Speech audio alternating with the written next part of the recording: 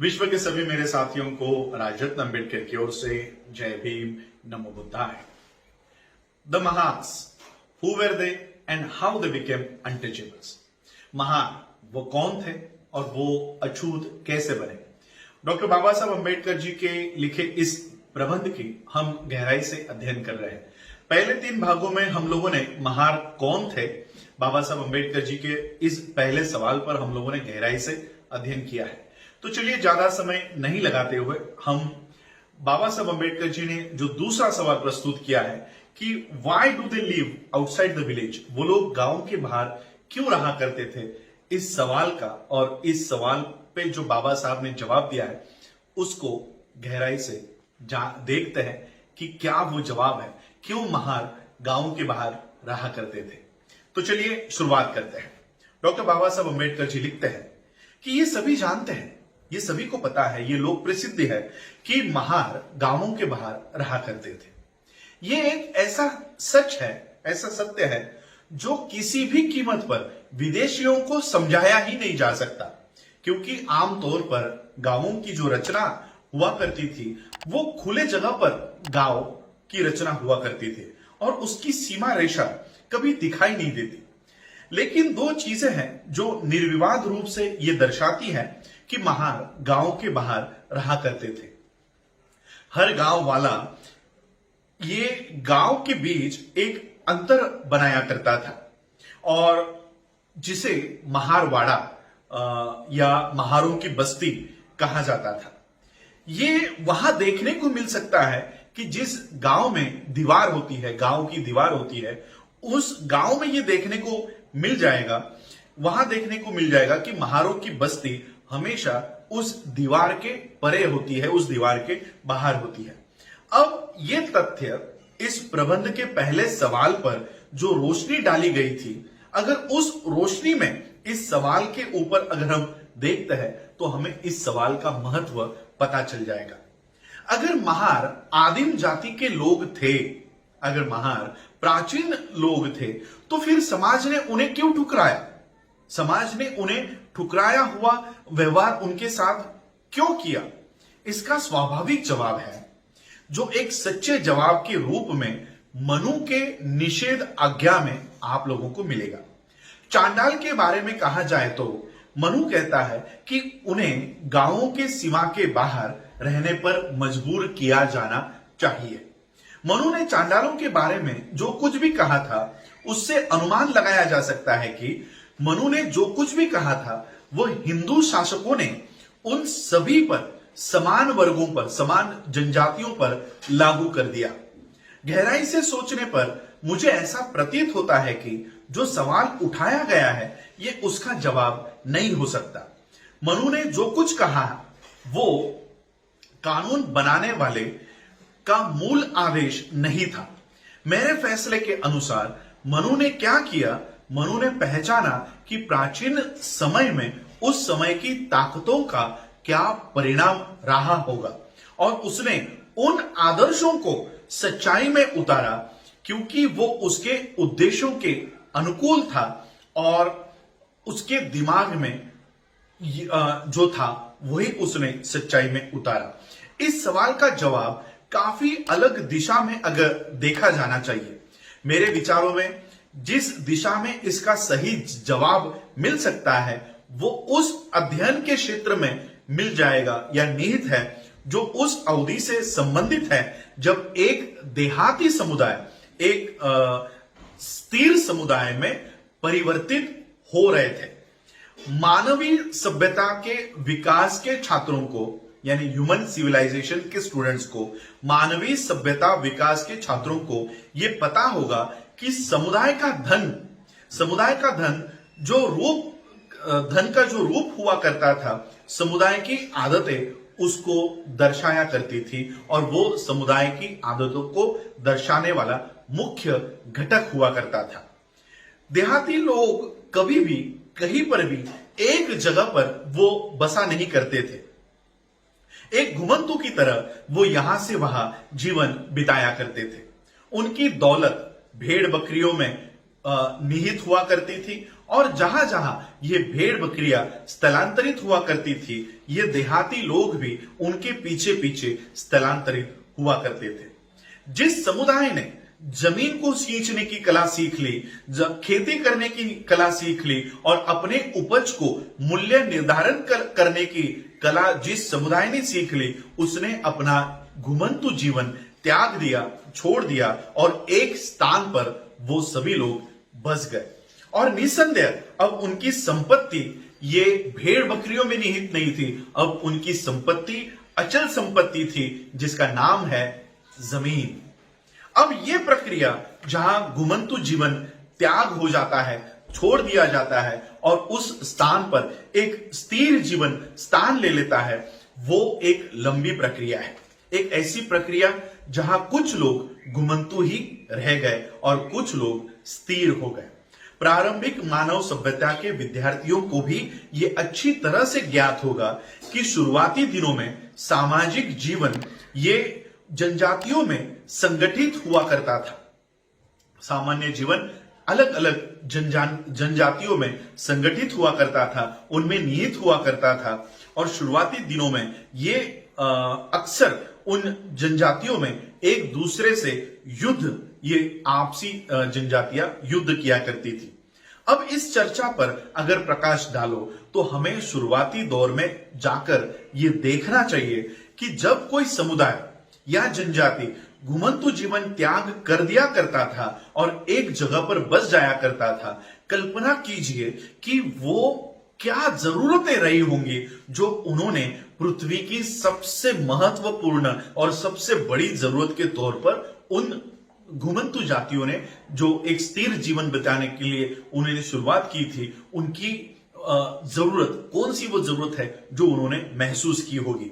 यही वो जनजातियां हैं जो एक जगह पर बस गई और अपनी बस्तियां बसा ली, जिसे हम गांव कहते हैं, विलेज कहते हैं, जो प्राचीन व्यवसाय स्थल से संपन्न थे, भेड़ बकरियों से संपन्न थे, तो दूसरी तरफ उन जनजातियों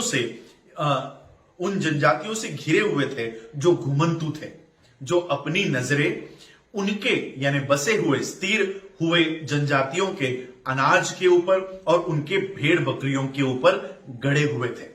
जाहिर सी बात है कि इस तरह से बसे हुए जनजातियों के लिए पहला और सबसे महत्वपूर्ण सवाल यह होगा कि उन घुमंतु जातियों के आक्रमण से खुद की रक्षा कैसे करें।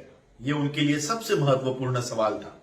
वो अपनी रक्षा कैसे कर सकते थे, वो ये सुरक्षा कैसे प्रदान कर सकते थे। जाहिर है कि वो अपनी या अपने अनाज की या अन्न धान्य की या भेड़ बकरियों की रक्षा के लिए लगातार आक्रमण नहीं कर सकते थे, लगातार युद्ध नहीं पुकार सकते थे।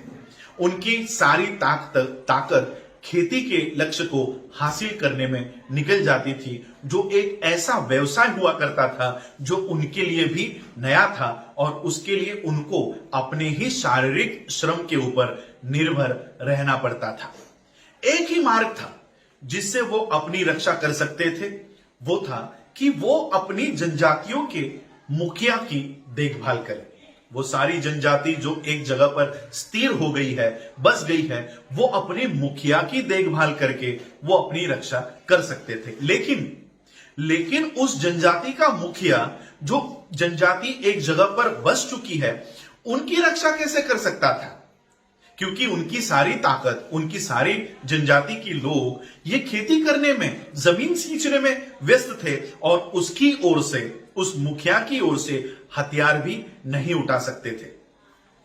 उन जनजाति के मुखिया को कोई अपनी ओर से सेना उभारने के लिए कोई और माध्यम ढूंढना होगा जो उसके आदेश का पालन करे और अपने जनजाति की घुमंतु जनजातियों के आक्रमण से रक्षा कर सके।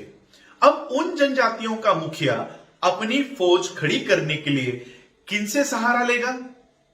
निसंदेह एक माध्यम है, कहीं दूर जाने की जरूरत नहीं है।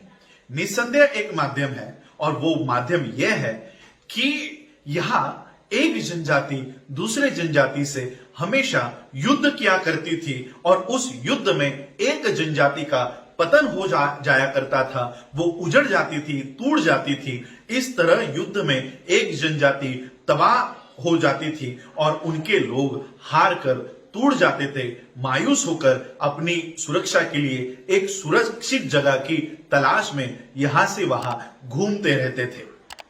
ये उन दोनों के लिए कितना बढ़िया होगा। किन दोनों के लिए? उस मुखिया के लिए कि जो अपने बसे हुए जनजाति की सुरक्षा करना चाहता है उन घुमंतु जातियों से जो उनके भेड़ों पे और जो उनके अनाज पे आक्रमण करना चाहते हैं। ये उस मुखिया के लिए कितना बढ़िया होगा। और उन टूटे हुए समुदाय के लिए जो युद्ध में हार गए हैं, टूट चुके हैं, मायूस हो चुके हैं, उनके लिए ये कितना बढ़िया होगा कि ये दोनों भी एकत्रित हो जाए, ये दोनों एक हो जाए। ये और युद्ध के हारे हुए, उजड़े हुए, टूटे लोग और ये भाग्य उन्हें एकत्रित कर दे। जो लोग बसे हुए हैं, उनके मुखिया को अपनी जनजाति की रक्षा करने के लिए फौज मिल जाएगी और उनके लोगों का व्यवसाय भी, यानी जो बसे हुए लोग हैं उनके जनजातियों का व्यवसाय भी बाधित नहीं होगा, डिस्टर्ब नहीं होगा, अस्त व्यस्त नहीं होगा। और उजड़े हुए जनजाति के लोगों को गांव वालों की सेवा के बदले में नियमित जीवन निर्वाह प्राप्त होते रहेगा और सरदारों से भी उनकी सुरक्षा होती रहेगी। लेकिन उजड़े हुए जनजातियों के लोगों का साथ हासिल करने के बाद दूसरा सवाल पैदा होता है, दूसरा सवाल निर्माण होता है कि इन लोगों को बसाएं कहां पर, इन लोगों को कहां पर इनको रखें, इनको बसाएं कहां। वो लोग पहले से ही बसे हुए लोगों के बीच नहीं बस सकते थे क्योंकि वो दूसरे जनजाति से संबंधित थे।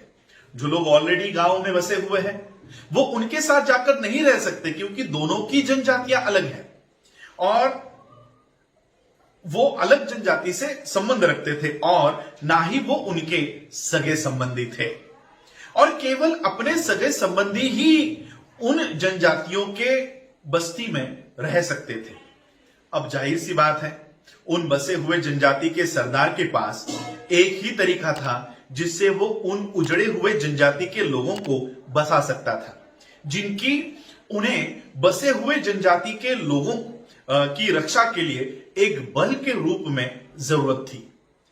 ये जो टूटे हुए, मायूस, पतन हुए लोग थे, उनकी जरूरत उन बसे हुए जनजाति के लोगों को थी। वो था उन बसे हुए जनजातियों ने बनाए हुए बस्तियों के सीमा के बाहर उनको बसाना। एक ही मार्ग था और वो मार्ग था, क्या था? उन बसे हुए जनजातियों ने जो गांव बसाए हैं उसके सीमा के बाहर इन उजड़े हुए, टूटे हुए, युद्ध में पतन पाए हुए जनजातियों को बसाना। ये एक ही मार्ग उनके पास खुला था। डॉक्टर बाबा साहब अम्बेडकर यहां लिखते हैं कि मेरे विचारों के अनुसार यही वो प्रक्रिया है जो अकेले ये समझा सकती है कि महार गांव के बाहर क्यों रहा करते थे। महार प्राचीन समय में एक दूसरे के साथ युद्ध करने के वजह से विघटित हो गए थे, उनका पतन हो गया था, वो उजड़ चुके थे और वो एक उजड़ी हुई जनजाति थी। इन पर बसे हुए जनजाति के मुखिया ने, जिसे गांव का पाटिल कहा करते थे, उसने अधिकार जमा लिया और उन्हें गांव के किनारों पर बसने की अनुमति दे दी। उन्होंने गांव के निगरानी की, इन महारों ने गांव की निगरानी की और बदले में उन्हें कुछ स्थान या कुछ स्थल दे दिए गए। गांव की सीमा के बाहर रहने वाले महारों में कुछ भी अजीब नहीं था। वास्तव में ऐसा कोई भी तथ्य उपलब्ध नहीं है। डॉक्टर बाबा साहब अम्बेडकर वो सवाल का जवाब यहां पर दे रहे हैं। बाबा साहब कह रहे हैं कि वास्तव में ऐसा कोई भी तथ्य उपलब्ध नहीं है जो ये बता सके कि महार निम्न स्तर के, निचले जाति के लोग थे और उस वजह से उन्हें गांव की सीमा के बाहर रहने के लिए बाध्य कर दिया गया था।